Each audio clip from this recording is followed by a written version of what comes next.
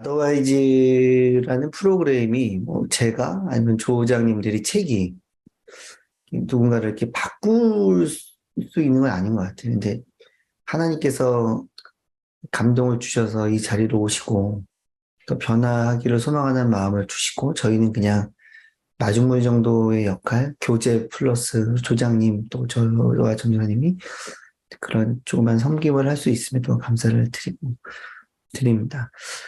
아, 마지막 제주입니다. 마더와의 지혜라는 과정을 저희가 함께 음, 예, 한 학기 동안 달려왔습니다. 네, 잠깐만요. 제가 좀 숨기고 하겠습니다. 음, 그 되게 고민스러운데요. 늘 그렇듯 저희 이야기 잠깐 하고 오늘은 조금 그럼 우리가 어떻게 사랑을 좀 이해할까 이런 이야기를 좀 나눠보려고 합니다. 그 큰아들이 태어나서 초등학교 한 2, 3학년쯤 될 때부터 제가 큰아들을 보면서 생각한 게 있어요. 얘는, 나랑 똑같다. 어, 되게 미안하지만 너는 나랑 뇌가 똑같구나. 이런 생각을 제가 하게 됐어요. 근데 감사하게도 저는 2005년도 가을부터 지난주에 말씀드린 대로 오늘 이렇게 해서 사역을 시작해서 지금까지 이제 만으로 한 17년 정도를 이제 사역을 이제 차세대에서 하고 있습니다. 또 이게 굉장히 감사한 건 제가 아이들을 키우기 이전에 이 또래 아이들을 굉장히 많이 만났다라는 거예요. 그러니까 어떻게 보면 제가 아이들 한 명 한 명 붙잡고 많이 울면서 기도하고 또 같이 고민했던 시간들이 또 제가 아빠가 되는 데 있어서 큰 도움이 되지 않았나 이런 생각을 많이 하게 됩니다. 그 중에서 저는 이제 교육학을 전공했던 사람은 아니거든요. 전 대학에서 사회학 전공했었고, 그리고 신학을 전공한 사람이기 때문에 그 인간에 대해서 잘 이렇게 이해도가 깊지 않았어요. 근데 중고등학생들 아이들 만나다 보니까는 제 방법이 없으니까 이제 여러 가지 공부를 그때부터 이제 하게 됐던 것 같아요. 그래서 요즘에 굉장히 인기를 끌고 있는 MBTI라는 검사, 강사, 강사 자격증 따고 강의도 한 십몇 년 한 것 같습니다. 근데 그거를 강의하려고 했던 건 아니고요.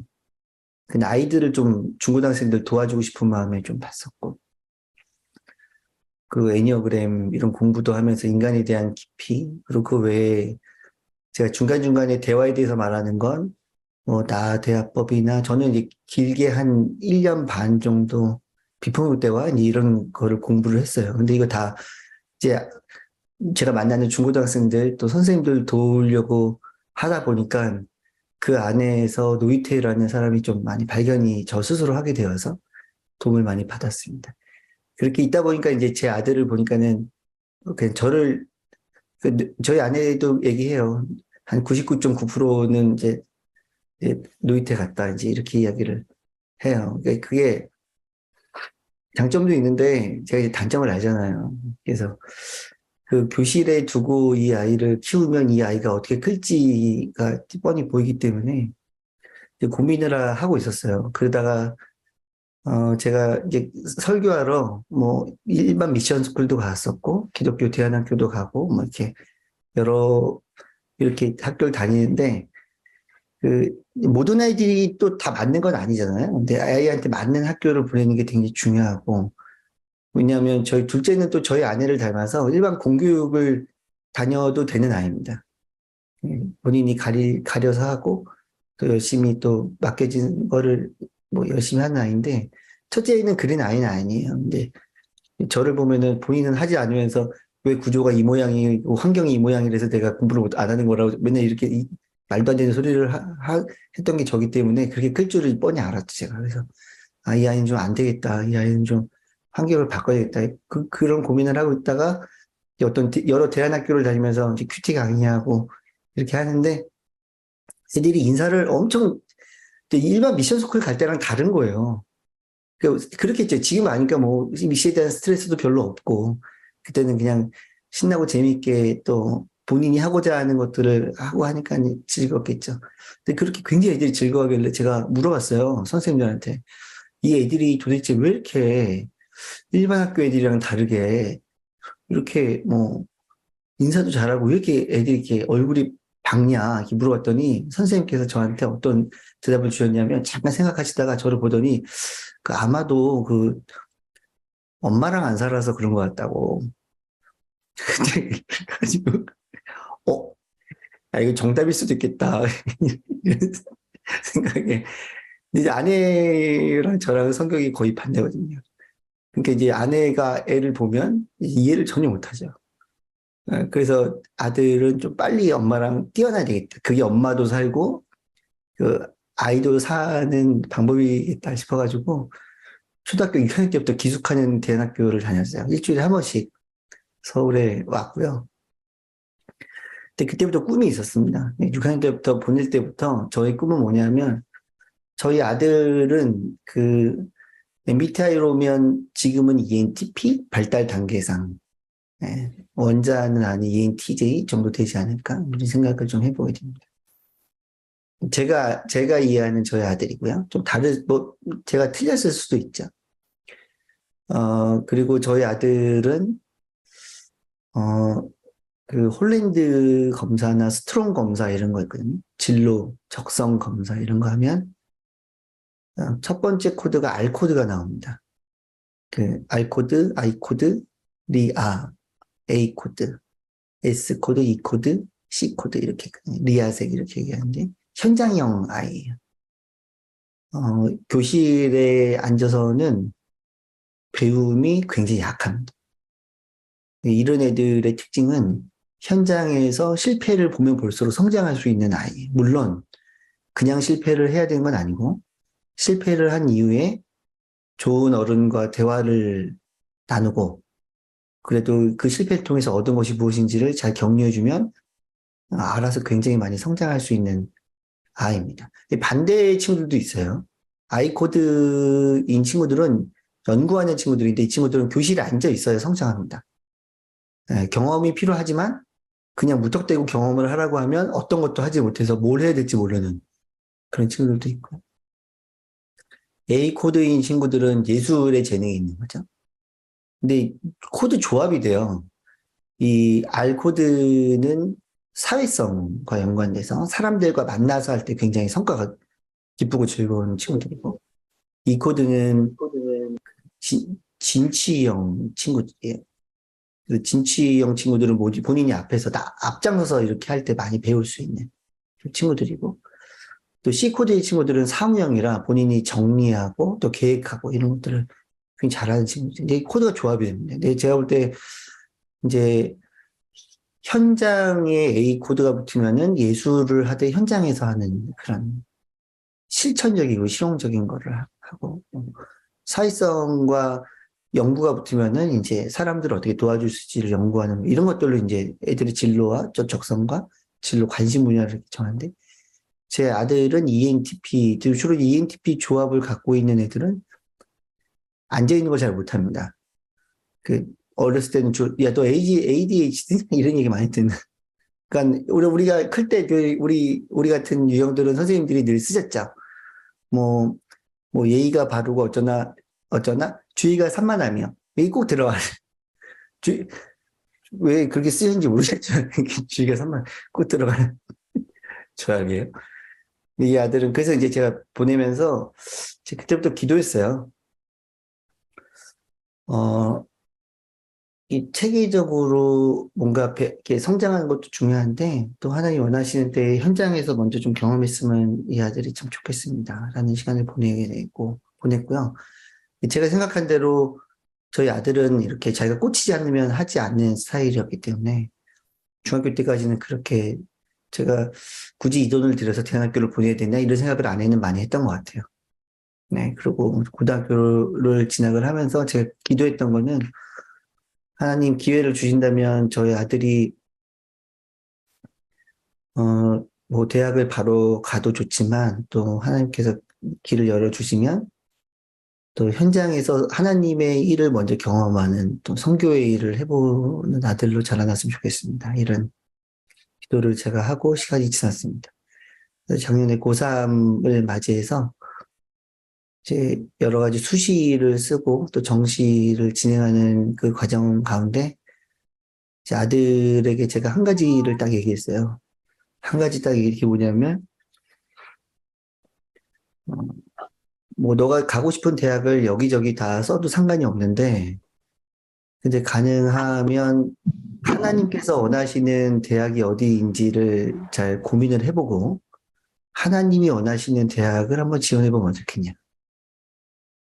그런 대학이 있는지 없는지 잘 모르겠지만, 네, 저희 아들과 그렇게 이야기를 했고, 아들은 하나님께서 주시는 마음에 있는 한 학교만 쓰겠습니다. 라고 이야기를 했습니다. 쉽지 않은 결정이긴 한데요.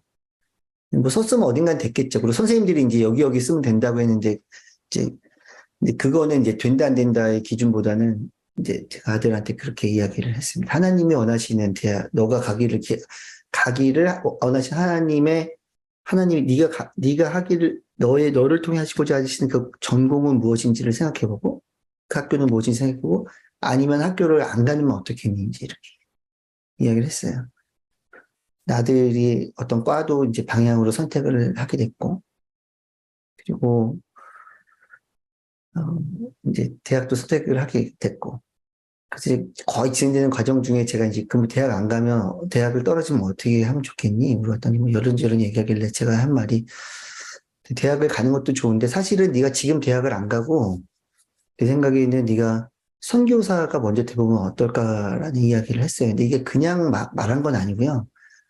중학교 2학년이었던 아들이 너무 본인의 에너지만 있고 이제 미래에 대한 에너지가 없어서 제가 하라고 한 건 아니고 진로를 교육하다 보면 그때 에너지만 돌려주면 그때 그 에너지로 돌고 그 다음에 또 에너지를 건드려주면 에너지로 돌고 그때 에너지를 돌려주면 에너지를 돌고 해서 에너지가 돌고 살아가다 보면은 또 어느 순간에 어떤 모양으로 살아가게 되잖아요. 그리고 저희가 그렇게 살아왔던 거거든요. 저희가 뭐 이 전공을 했기 때문에 지금 이렇게 살고 이런 건 아니고 그냥 그때그때 하나님의 인도하심 가운데 살아가게 돼서 제가 그때 야구를 좋아하는 아들한테 그 중학교 2학년 때 그 스페인어를 공부를 해보면 어떻겠니? 왜냐하면 스페인어 외국에서 야구를 좋아하니까 외국에서 선수들이 오는데 대부분 남미에서 와서 스페인어를 하는데 네가 그걸 통역하는 사람이 되면 어떻겠니? 라고 했는데 제가 그걸 하라고 한 건 아니에요. 야구를 좋아하니까 그냥 에너지를 돌려주려고 제가 그냥 한 말인데 아들이 받은 거죠. 그리고 고등학교 1학년 때부터 교회에 스페인어를 조금 전공하신 선생님이 계셔서 한 일주일에 한 번 정도 만나서 한 40분 정도 만나서 그 공부를 했어요. 근데 저희 아들 다니던 학교가 좀 독특한 학교여서 고등학교 때부터는 본인이 수업을 만들고 또 친구들이 와서 그 수업을 듣고, 그러니까 교사가 되는 거죠. 근데 이런 과정을 거치면서 고등학교 2학년 때 스페인어 교과서를 만드는 수업을 본인이 만들고, 고3 때 스페인어를 가르치는 수업을 하면서 본인이 남들을 가르칠 때 기쁨이 있는 걸 알게 되고, 또 친구들이 너 되게 네가 가르쳐 주니까 되게 쉽다. 쉽죠. 그 스페인어 초급하는데 뭐 안 쉬워요. 언어 초급하면 다 쉽죠. 근데 그러니까 애가 막 그거에 막 자기가 이제 막 뽕에 취한 거죠. 그래서 나는 잘 가르치는 사람이구나. 나는 스페인어 엄청 잘하는구나. 이렇게 취해 있었어요. 제 아들이. 그래서 제가 그러면 네가 한번 이렇게 선교를 한번 해보면 어떻겠니? 근데 이 아이들이 그때 이제 마음을 여러 가지로 품으면서 본인이 누군가를 도와주고 언어로 또 제가 교육을 하는 삶을 살았으면 좋겠다 이런 생각을 했던 것 같아요.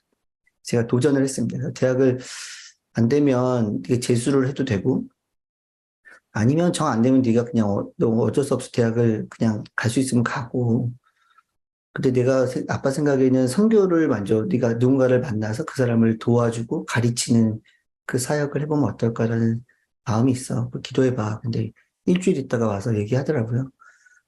제가 그 대학에서 떨어지면 그냥 선교를 가고 그 대학을 붙더라도 1년 후에는 무조건 본인이 1년간 선교사로 나가서 먼저 살아보도록 하겠다고. 그래서, 잘됐다. 감사하다. 이런 마음을 먹고 있었는데 더 감사하게도 이제 대학을 떨어지게 된 거예요. 그래서 대학을 떨어졌고 고등학교 3학년 겨울방학 때 이제 저희 교회 교회에서 하는 양지 선교센터에서 훈련센터에서 하는 TP라는 훈련을 받고 그리고 그 훈련 이후에 TIM 저희 교회의 선교단체죠. TIM 파송 온누리 교회 후원 파송 선교사로 정식 선교사로 선교를 그렇게 해서 나가게 된 거예요. 근데 어느 나라를 갈지 고민을 많이 할 때 언어를 배울 수 있는 나라를 갈까 아니면 언어를 못 배우더라도 도와줄 수 있는 본인 당장 도움이 필요한 곳을 갈까 고민하다가 하나님의 부르심에 따라서 본인이 언어를 좀 덜 배우더라도 좀 섬길 수 있는 곳으로 먼저 가는 게 하나님의 뜻인 것 같다. 또 일주일 기도하고 또 결정해서 니카라과라는 나라를 가게 돼서 7개월째 니카라과라는 나라에서 이제 선교사로 살아가고 있습니다. 현장형이라 제가 볼 때는 많이 힘들고 어려웠고 괴로웠던 시간들도 있는데 요즘에 이제 대화를 나누면은 물론 이제 그 중간중간에 일주일에 한 번씩 만나서 줌으로 만나서 또 한 주를 돌아보며 또 어려웠지만 그걸 또 격려하고 그 안에서 배움은 무엇이었고 어떤 의미를 깨달았는지를 이렇게 이야기를 나누는 시간들을 좀 갖게 됐어요. 저희 둘째는 아까 말씀드린 대로 이제 그녀의 공교육의 도도 본인이 많이 어긋나지 않고 하지만 이 아이는 또 근데 중3 마치고 이제 형이 다니는 학교로 갈래? 아니면은 뭐 동네에 있는 고등학교를 갈까? 뭐 여러 가지 고민을 하다가 친구들이랑 같이 경쟁하며 공부하고 싶지는 않다고 어떻게 하면 좋겠니 물었더니 형이 다니는 학교를 저는 안 갔으면 좋겠다는 마음도 있었어요. 왜냐면 둘째는 굳이 안 가도 알아서 좀 잘하는 아이였고 그리고 돈이 많이 들어요. 힘들어요. 그래서 안 갔어요. 저는 안 갔으면 좋겠다 생각했었는데 또 둘째한테 그러면 나중에 둘째가 상처를 받잖아요. 그래서 아이가 원하는 대로 결정한 대로 제가 지원해 주기로 하고 둘째는 갔습니다. 둘째는 남자인데도 질문 하나만 던지고 의미 있는 질문만 던지면은 조잘조잘 이야기를 하는 아이예요. 전형적인 ISTJ 아이라서 늘 에너지가 없어서 이숙하는 학교에 가면 재미는 있지만 늘 집에로 오고 싶어 하는 자기만의 공간이 필요한 첫째는 집에 오고 싶어 하지 않는 그런 아이는 좀 반대로 엄마를 닮아가지고 이 아이는 그냥 의미 있는 질문 던지면 이야기 나누고 잔소리하지 않고 격려만 해주면 본인이 알아서 길을 잘 찾아서 가는 아이고 뭘 해야 될지 미리 설정해 놓지 않으면 두려워서 알아서 본인이 하고 싶지도 않은데도 본인은 이걸 하고 싶다고 생각을 하고 일단 달려가는 아이입니다. 좀 그렇게 하고 막내 같은 경우에는 제가 지난 학기에 말씀을 드린 것처럼 도움이 좀 많이 필요한 친구예요. 그래서 장애도 아니고 또 일반인의 지능에 속하지도 않는 그 경계선 지능인 친구입니다. 저에게 이제 첫째는 친구 같은 아들이었고 둘째는 저희 되게 많이 자랑이 되는 아들이었는데 막내는 저에게 아빠가 무엇인지를 알려주는 이제 아들. 그건 지금도 마찬가지고 저의 목회의 방향과 부르심에 있어서도 그 막내는 아주 큰 저에게 인사이트를 주고 또 그냥 하는 게 아니라 그 하나님께서 찾는 이들이 어디 있는지를 저에게 많이 알게 해주는 아이. 그래서 아이 특성에 맞게끔 아이들을 제가 이제 오늘 이 얘기를 좀 하려고 그래서 그냥 이 시대가 바라고 이 시대, 이 세상이 지시하는 그 땅을 향해서 가는 게 아니라 하나님께서 이 아이에게 주신 성격은 무엇이고 은사는 무엇이고 또 이 아이를 하나님의 은혜 가운데 우리 하나님께서 주신 지혜로 어떻게 잘 길러내야 할지를 고민을 많이 해야 되는 게 그 부모에게 맡겨진 의무이고 또 그것을 잘 해야내는 게 저희들의 또 교육의 목표이기도 합니다. 그래서 오늘은 그 얘기를 잠깐 나눠보려고 해요. 그 결국에는 이제 여기 써져 있는 저희 이제 제가 굉장히 존경하는 선생님께서 저에게 해주셨던 이야기인데요. 상처가 있는 곳에는 교육이 일어날 수 없다라고 이야기해요. 제가 지혜 과정 중에 아이들과의 대화, 그 대화 속에서 혹시 아이가 상처를 받거나 그 관계 속에서 부모가 상처를 받으면 그 안에는 교육이 절대 일어나지 않습니다. 교육이 일어나기 위해서는 그 안에는 온전한 연결이 있어야 교육이 일어납니다. 굉장히 놀라운 건 우리는 이런 생각을 잘 하지 않을 수 있는데요. 지금 공교육에 있는 전교조의 선생님들은 그분들이 이제 좋다 나쁘다를 말하는 게 아니고요. 전 별로 좋아하지 않지만 개인적으로 그분들은 이렇게 교육을 일어나게끔 하기 위해서 상처를 안 주려고 노력을 해요. 그래서 체벌도 안 하는 겁니다. 선생님들의 아이들을 체벌하면 교육이 안 일어난다고 생각을 하거든요.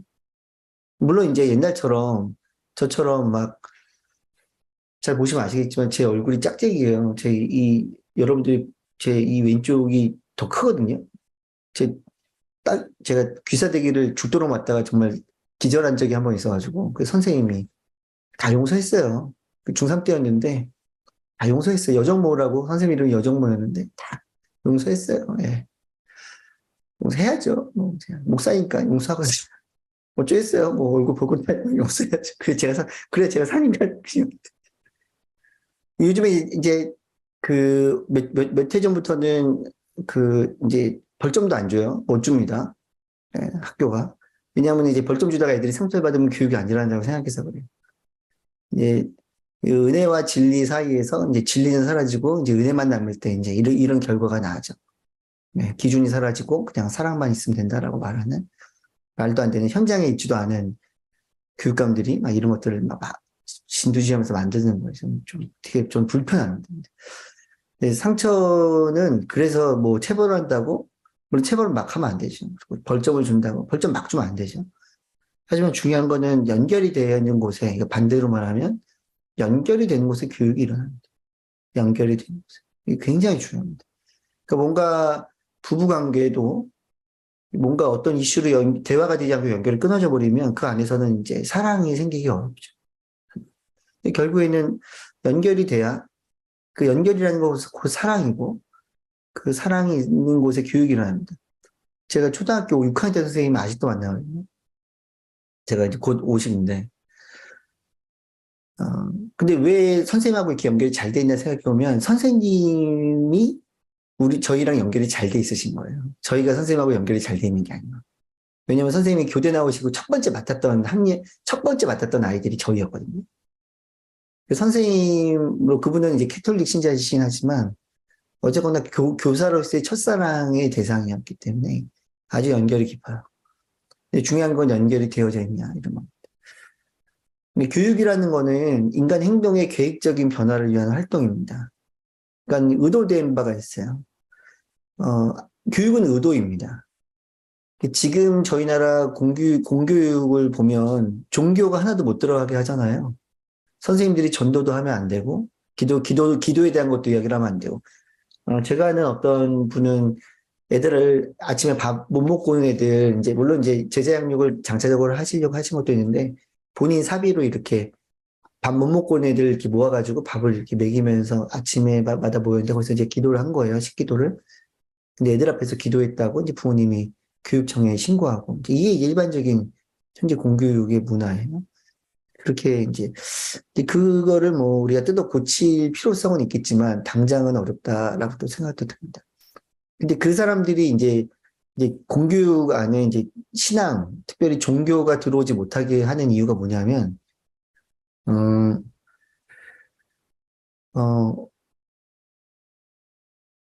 교육이 지금 종교조가 말하고 지금까지 있었던 많은 교육감들이 말했던 건, 교육은, 공교육은 가치 중립적인 교육이 일어나는 곳이기 때문에 어떤 특정한 집단의 사상과 생각이 들어와서는 안 된다라는 게 그 사람들의 주장입니다. 근데 놀라운 건 지금 2022년 교육 개정 보면 초등학교 5, 6학년 때는 사회 과목에 아이들이 주변에서 일어나는 어떤 차별을 찾아보고 토론한다. 이게 이제 초등학교 5, 6학년 때 이제 교육과정입니다. 교육과정. 이제 변화가 되려고 하고 2021년도에 유은혜 교육부 총리 있었던 시절에 정책위원들을 만들었고 그 정책위원들이 이제 목표를 이렇게 세우는 거죠. 세웠죠. 그리고 이제 그건 교육부에 보고를 했고 교육부에서 지금 정리하고 있는 중이어서 굉장히 많이 지금 기도가 많이 필요한 때인데 그리고 중3 사회 과목이 올라오면 주변에 있는 5, 6학년 때는 그런 차별을 찾아본다. 중3 때 올라오면 우리 주변에 일어나는 그런 차별들과 혐오를 찾아보고 토론한다. 여기 이제 중3이고, 이제 고등학교 사회 과목으로 올라오면 우리 주변에서 일어나고 있는 차별과 혐오, 그리고 그 안에 성소수자라는 단어가 들어가는 게 이제 교육 개정 안에 들어가 있어요. 제가 뭐 말씀드리는 거냐면, 교육에는 반드시 의도가 있습니다. 모든 교육에는 의도가 있는 거예요. 그런데 지금 지금 우리나라 교과서를 진두지휘하고 있는 그 아주 큰 뒤에 이제 그 사람들은 특정 집단의 사상과 생각이 들어오지 않고 같이 중립적으로 공교육이 이루어져야 된다라고 이야기를 하면서 본인의 생각들은 넣어요. 네. 절대 같이 중립적이지 않습니다, 교육은. 인간 행동의 계획적인 변화를 위한 활동이 교육이기 때문에 왜 이렇게 하느냐? 이게 1920년대 미국의 존 듀이라는 교육 사상가가 있는데요. 이 사상가는 그, 그 당시에 주장했던 게 경험주의 교육론이에요. 근데 경험은 얼마나 중요합니까?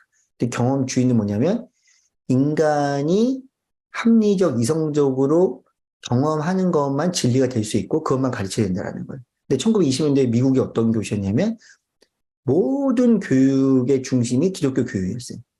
근데 기독교는 합리적이지 않습니다.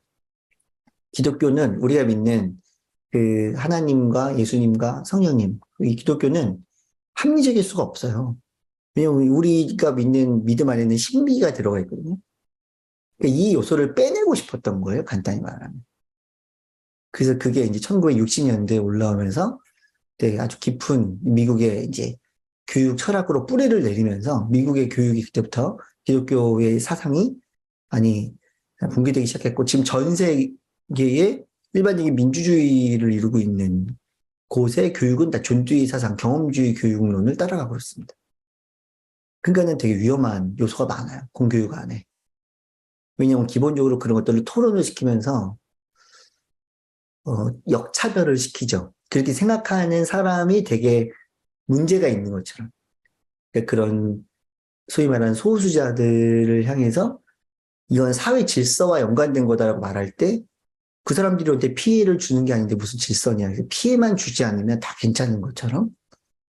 그래서 차별이 이렇게 다가오기 때문에 굉장히 위험합니다. 근데 이런 여기까지는 제가 배경으로 좀 말씀을 드리고요. 근데 그럼 결국에는 교육의 3요소, 교사, 내용, 학생, 교수자, 학습자, 그 내용이 이렇게 들어가고 4요소를 얘기할 때 환경 정도가 들어갑니다.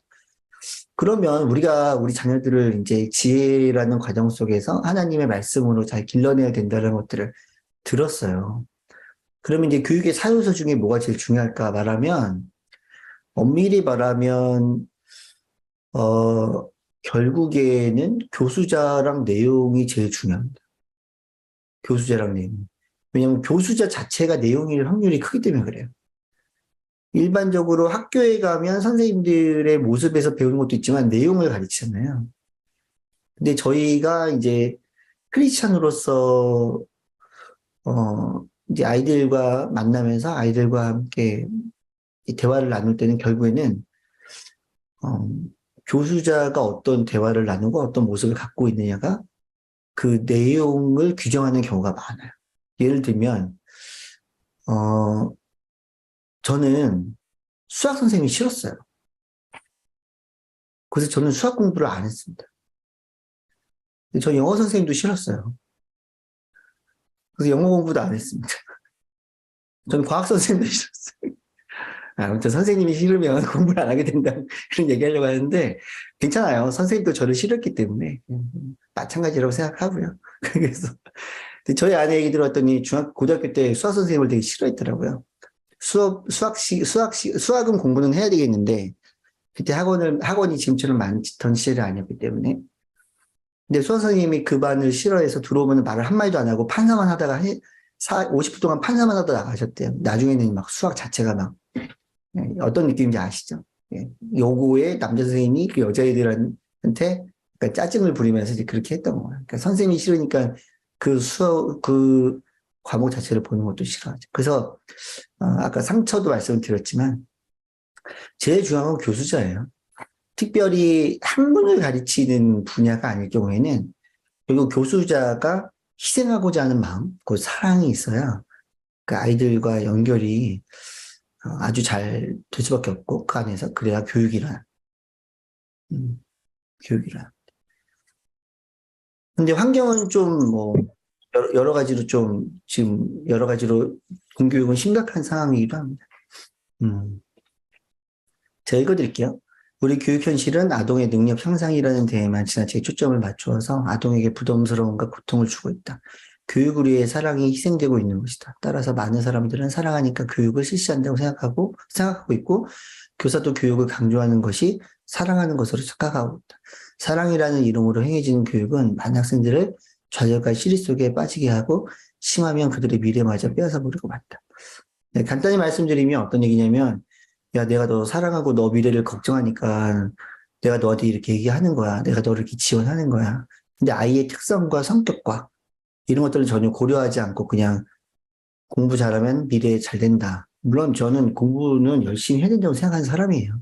그 지금도 저는 공부를 되게 열심히 하려고 하고 있고 또 아이들하고도 얘기 나누면서 아이들의 역량에 맞춰서 공부를 하게끔 좀 도와주려고 하는 사람이긴 합니다. 그런데 이렇게 살아가게 되는 여러 가지 좀 어려움들이 있는데요. 저는 사회학을 공부한 사람으로 여러 가지 뭐 제가 학자는 아니지만 이렇게 이제 이야기를 나누다 보면 실제로 1997년도 IMF 이후에 지금 이 시대를 어떻게 이야기하냐면 그 전에는 공동체에서 서로 나누며 살아가는 것이 미덕이 되었다면 IMF 시대 이후에 지금까지는 그 양극화 현상이 여러 가지 분야에서 양극화 현상이 일어나고 또 물질적으로는 거의 물질이 거의 최고의 가치로 여겨지는 사회가 되면서 수단과 방법을 가리지 않고 어떤 사회적인 위치와 물질을 차지해서 소위 말해서 마르크스가 말하는 높은 계급을 차지하게 되는 것. 그것을 미덕으로 여기는 사회가 되었다라고 사회학자들은 얘기합니다. 네. 수단과 방법을 가리지 않고 많은 물질을 갖는 것을 사회적인 미덕으로 여기는.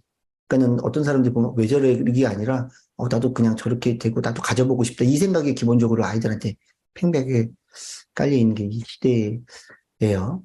이 시대에서 우리는 그리스도인으로서 우리 자녀들을 길러내야 합니다. 똑같아요. 교육의 사유서는 부모가 이제 교수자가 되죠. 교회 선생님보다는 부모가 교수자가 됩니다. 선생님이 교수자가 되려면 선생님이 정말 절대적인 그 신앙에 있어서 교수자가 되기 위해서는 요소가 필요한데요. 일단은 아이의 부모가 교회를 안 다니셔야 돼요. 그러면은 선생님이 절대적인 교수자가 될 수 있고요. 또 하나는 애가 아주 큰 부모와 관계가 깨어져서 아주 큰 어려움 속에 빠져 있으면 교수자가 될 수 있습니다. 선생님들. 하지만 그렇지 않고는 교회 선생님이 절대적인 제1 타자로서의 교수자가 되기는 어렵습니다. 네. 왜냐하면 부모가 먼저 삶으로 계속해서 영향을 가장 미치기 때문에 절대적인 영향을 미치기 때문에 그렇고요. 학습자는 자녀이고 내용은 우리가 보았던 성경입니다. 환경은 가정, 교회, 학교 등 삶의 모든 장소예요. 그래서 제가 말씀드린 것처럼 교육의 내용은 신명기 6장 보면은 4절과 5절이죠. 이스라엘 들으라 우리 하나님 여호와는 오직 한 분이 여호와이시다. 너는 내 온 마음을 다하고 영혼을 다해 힘을 다하여 내 하나님 여호와를 사랑하라. 이게 독립이에요. 지난주 말씀드렸던 이 고백을 하고 살아갈 수 있는 사람으로 이제 가는 거죠. 이 일을 왜? 그러면 한 분이신 여호와 하나님을 위해서 그분을 사랑하기 때문에 이 일을 한다고.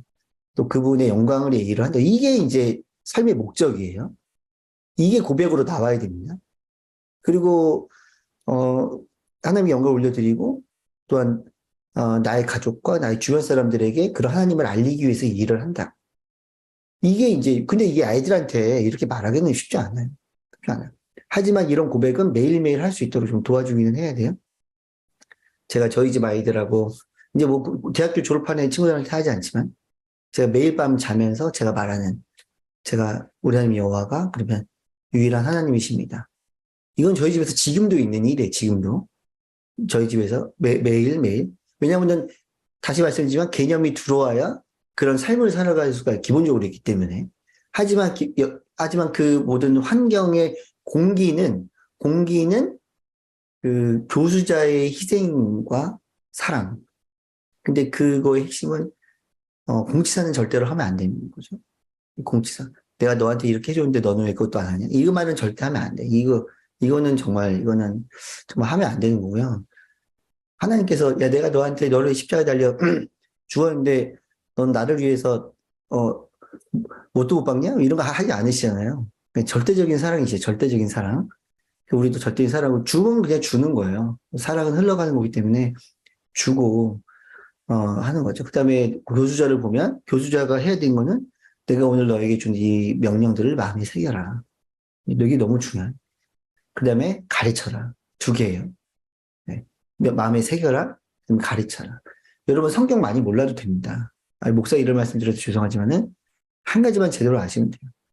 우리 하나님 여호와가 유일한 여호와 되심을 알고 온 마음을 다해서 하나님을 사랑해야 되는 것.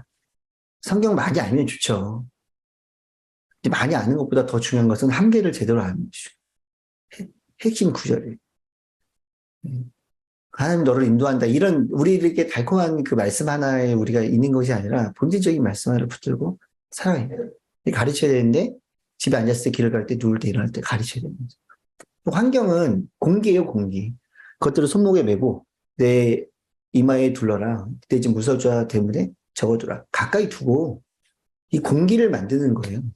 근데 그 공기의 핵심은 사랑입니다. 사랑. 사랑을 다른 말하면 연결입니다. 잘 연결되어 있어요. 상처가 있는 곳엔 교육이 일어날 수 없죠. 그래서 그 반대말은 뭐냐면 교수자의 희생하고자 하는 마음, 그 진정한 사랑.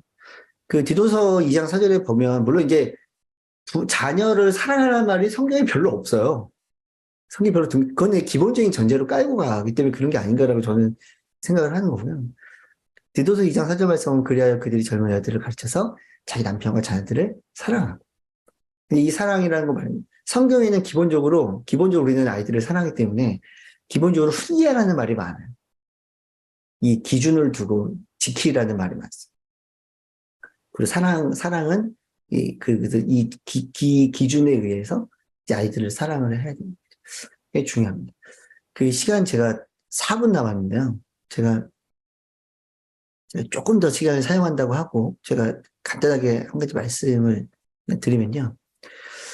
저는 세상에 있는 학문들이 뭐 하나님을 얘기하지 않는다고 해서 뭐 악하다 이제 그렇게 보진 않고요. 그걸 잘 활용하는 게 저희들의 역할이라고 생각해요. 왜냐면 그 사람들이 그런 이론을 만들고 이렇게 할 때 다 그 하나님이 이 세상에 만들어 놓은 질서 안에서 그 지혜로 만든 거라고 생각을 하기 때문에 그렇습니다. 제가 대학교 때 다는 아니겠지만 교양을 배울 때 어떤 분들은 읽었을 수도 있는 에리 프롬의 그 사랑의 기술이라는 책이 있어요. 그 사람은 이제 사랑이 곧 교육이다라고 이야기를 하면서 사랑을 4가지로 이야기를 해요. 4가지. 실행, 지식, 관심, 존중. 이거는 이제 그 사람이 쓰는 용어예요. 번역을 이렇게 한 거죠. 그러니까 4가지가 있어야 사람이 사랑을 이해한다라는 거예요. 그러니까 저희가 기본적으로 뭐 이름 까먹었는데 뭐 기독교인들이 많이 이제 사랑의 언어 그런 막 칭찬해주는 말, 그리고 함께 보내는 시간, 그리고 스킨십, 그리고 선물, 그리고 봉사, 헌신, 뭐 요거 5가지로 이제 저희가 막 검사하고, 나는 뭐 함께 해주는 시간이야. 그러면 나는 막 그런데 알고 봤더니 막, 그때 남편이 막 설거지 안 하면 열받아 버려. 알고 봤더니 봉사하고 막 이런 것들이 막 이제 우리 삶이 이렇게 있거든요. 네. 알고 봤더니 난 함께 해주는 시간이야. 그랬는데, 큰 선물만 갖다 주면 함께 안 해주던 시간이 다 날라가고 막 이런, 이 뺏기면 되지 뭐. 그래서 이렇게 뭐 마무리가 되고. 근데 그거는 이제 기본적으로 우리가 이제 행동을 하는 거고요. 이제 이 사람은 4가지로 얘기를 했는데 이 사랑의 요소. 이 사람이 그게 독특한데 이 책에서 이 사랑의 기술에서 성경의 이야기를 굉장히 많이 가져옵니다. 왜냐하면 절대적인 사랑을 이야기를 하다 보니까 이 하나님과 요나 뭐 하나님과 예수님의 제자들 이런 얘기들을 성경에서 굉장히 가져와요. 이 사람들이 크리스찬이라고 본인이 얘기를 하거나 그런 건 잘 모르겠는데요. 성경을 가져옵니다. 첫 번째는 실행이에요. 이게 이제 여러분들 자녀들한테 연결될 때 자녀들이 이걸 사랑으로 안다라는 거예요. 사랑으로 안다라는 거예요. 실행은 뭐냐면 상대방에게 반응할 준비가 되어져 있는. 그러니까 상대가 뭔가를 필요로 할 때, 예를 들면 육체적 생존에 대한 관심과 책임이 있는 거예요. 예를 들면 밥을 차려주면서 사랑한다는 얘기를 해야 된다는 거예요. 밥을 차려주면서. 계속 야 너 나가서 뭐 사 먹어 뭐 해. 그러면 이제 애들은 이제 나가서 사 먹는 거 좋아하는 것 같지만 그게 길어지면 사랑한다고 생각 안 하는 거죠. 예를 들면 이런 건데 어떤 사람이 밥을 그냥 나를 사줄 수도 있지만은 일부러 정성껏 나 집에 초대해서 밥을 해준 사람이 있는 거예요. 그럼 그 사람이 따뜻함이 느껴지잖아요. 이런 거라고 해당이 된다고 보시면 됩니다. 그래서 지속적인 성장과 발달에 대한 관심과 책임이 있는 거예요.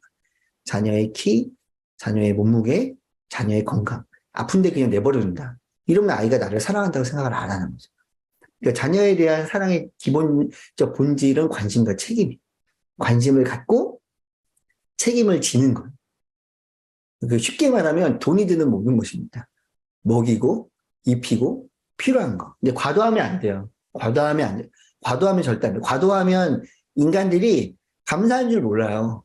그래서 늘 결핍은 한 공간에 둬야 되는데, 그러니까는 너무 이걸 차고 넘치게 주는 것은 해당이 되지 않습니다. 돈이 드는 모든 것이라고 보면 돼요. 이게 에릭 프롬이 얘기하는 두 번째 지식인데요. 지식은 상대방의 성장을 도와줄 수 있는 개인적인 능력이에요. 상대방의 성장입니다. 여기는 육체적인 성장을 말하는 게 아니고요. 내면적인 성장 혹은 지식적인 성장. 그러니까 눈에 보이지 않지. 제가 말씀드린 건 성적을 말하는 게 아니에요. 그 아이가 성장하고 있다는 걸 아이가 스스로 알게끔 도와줘. 이게 되는 거예요. 물론 거기 안에 지식이니까 성적은 한 9분의 1 정도 될 수 있는데요. 근데 거기서 등수와 결과를 말하는 건 아니고 이 아이가 그걸 성취하고 있는지를 아이와 함께 이야기를 나누며 아이를 격려해 주는 게 굉장히 중요합니다. 그래서 자녀에 대한 부모의 사랑도 이러한 지식이 없다면 화학적 공성이 불가하다라는 거죠. 그러니까 공부를 잘하면 넌 미래에 이렇게 될 수 있어. 이렇게 되면 나중에 애들은 학대를 받았다고 생각하는 거예요. 그게 되면 모르겠는데 되고 나서도 본인이 정말 그걸 좋아하나 내가 이거를 정말 좋아하고 싶어서 한 건가라는 고민을 하다가 답을 못 찾으면 그게 원망으로 돼요. 원망. 자녀의 미래를 혼란에 빠뜨릴 수 있거든요. 이렇게 하면 이렇게 될 수 있어. 됐는데? 이렇게 하면 또 이렇게 될 수 있어. 됐는데? 내가 이걸 정말 하고 싶다. 사춘기 지나면 그 고민이 계속 들거든요. 그리고 이제 애를 막 몰아붙이고 해가지고 초등학교 3, 4학년 때까지 공부시키면 애가 하죠. 그리고 성적도 잘 맞아. 그죠? 근데 그게 안 맞는 애들이 있거든요. 그리고 아까 말씀드리지만 상처가 없어요. 상처가 있는데 그런 결과가 있으면 본인이 선택한 거면 모르겠는데 본인이 선택하지 않은 거에 있어서는 이제 굉장히 괴로워할 수밖에 없어요. 그래서 여기에 해당이 되는 게 자녀의 성장에 도움이 되는 나에 대한 부모님들이 먼저 나에 대해서 알아야 되네. 나에 대해 성격은 어떻고 야 꿈과 희망을 가져야 돼. 그냥 꿈과 희망을 안 가지면 넌 왜 애가 꿈과 희망이 없니? 그래서 나중에 네가 뭐가 되려고 그래? 이런 거는 부모가 꿈과 희망을 좋아하는 사람들이 있어요. 유형이. 그런 유형이 있다고요. 근데 그거 자기 유형인데 그렇지 않은 애한테 그걸 강요하면 그건 나중에 괴로움이 되는 거죠. 연결이 끊어져 버리니까. 네. 저는 그냥 하루하루 충실히 살아고 싶어. 야, 하루하루 충실히 살아야 돼. 목적이 있어야 돼. 막 거기서. 이렇게 막 이렇게 강요하면 안 된다는. 자녀의 성장에 도움이 되는 나에 대한, 그리고 자녀에 대한 여러 가지 정보가 필요해요. 자녀의 성격이 어떤지, 자녀의 관심이 무엇인지, 이런 것들. 자녀의 직업, 진로, 과목, 이런 것들이 되게 필요하고요. 성격 및 학습 유형, 그리고 학교의 분위기, 얘한테 어떤 학교가 맞을 것 같은지. 우리나라는 공교육이니까 그게 정말 이거 사실 일반적으로 비슷하다고 볼 수 있지만은 이 교육 방법은 어떤지, 얘가 토론하는 걸 좋아하는지, 혼자 하는 걸 좋아하는지, 아니면 경험하면서 하는 걸 좋은지, 아니면 책으로 깊이 연구하면서 하는 걸 좋아하는지, 뭐 이런 것들은 우리가 아이들을 보면서 어쩔 수 없어. 세상이 그러니까 그냥 어쩔 수 없이 이런 게 아니고요. 애들 맞춰서 해줘야 된다. 이 안에서 성취가 일어나면 부모가 나를 되게 잘 아는구나. 그게 다 연결이 돼요. 부모가 아까 실행의 부분에서 잘 채워주면 이거는 하나님이 하나님이라는 존재가 특히 우리 믿는 부분이니까요. 하나님은 나의 필요를 아시는구나. 이런 것들을 부모를 통해서 아는 거예요. 예. 그리고 지식적인 부분도 존중해주고 또 아이를 잘 알면 하나님은 나를 아시는구나.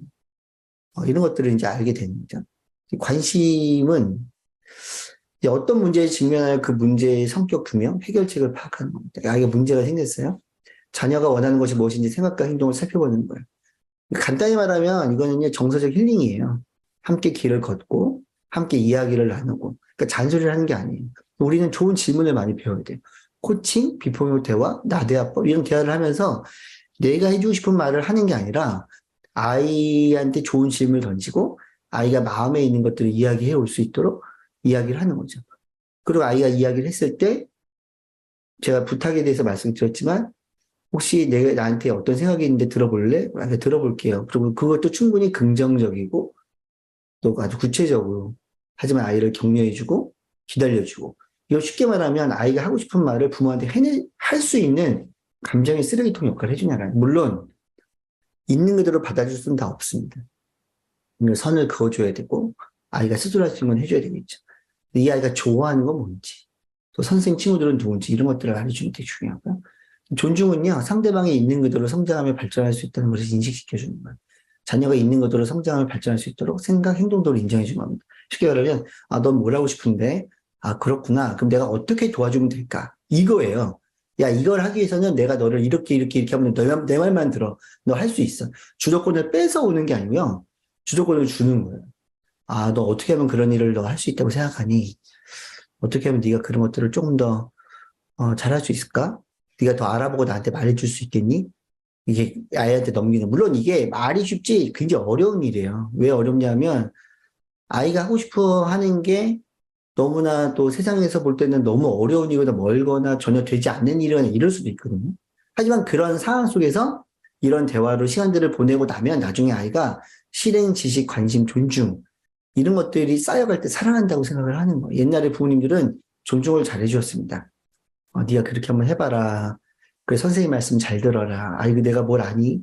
네가 좀 더 선생님 말씀 해봐. 이런 말씀 많이 해주셨거든요. 이 네 가지라고 생각을 하면 될 것 같습니다. 요게 이제 그 사자와 이제 소의 얘기인데요. 둘이 사랑하게 됐다라는 거예요. 근데 그래서 이제 서로 이제 좋아하는 걸 주는 거죠. 내가 고기를 좋아하니까는 사자가 내가 고기를 좋아하니까 소한테 고기 주고, 사자가 풀을 좋아하니까 사자한테 이렇게 풀을 주고 이런 거예요. 근데 열심히 최선을 다해 노력하고도 좋은 소리를 듣지 못하고 갈등이 커진다면 네 가지 사랑의 조건 중 무엇이 부족한 건지 어떤 이해가 필요한 건지 돌아봐야 하는 신호일 것이다. 부모는 관심을 가지고 존중한다고 생각하나 자녀의 생각과 느낌은 부모의 생각과 다른 경우가 많다. 소의 세상과 사자의 세상이 다른 것처럼 성격과 기질에 따라 그리고 환경에 따라 원하는 건 생각, 행동이 다르기 때문이다. 어떤 이해가 필요하고 무엇이 엇나가는 요소인지 그것을 알아가는 노력이 아름다운 관계를 만들어간다. 생각을 해 주시기 바랍니다. 한 학기 동안 수고해주셔서 감사하고요. 제가 이번 지혜를 마무리를 지으면서 그럼 우리가 아이를 어떻게 살아갈까라는 것들을 좀 고민을 하다가 간단하게 에릭 프롬으로 이야기를 좀 말씀을 드렸습니다. 그 우선순위를 잘 정하고 흔들리지 않는 어머니가 되시기를 저도 기도하고요. 가능하면 다음 학기, 3학기를 다 마치신 분은 다음 학기에 조장으로 헌신해 주시면 너무 감사하겠고. 네, 저는 여기까지 말씀드리도록 하겠습니다.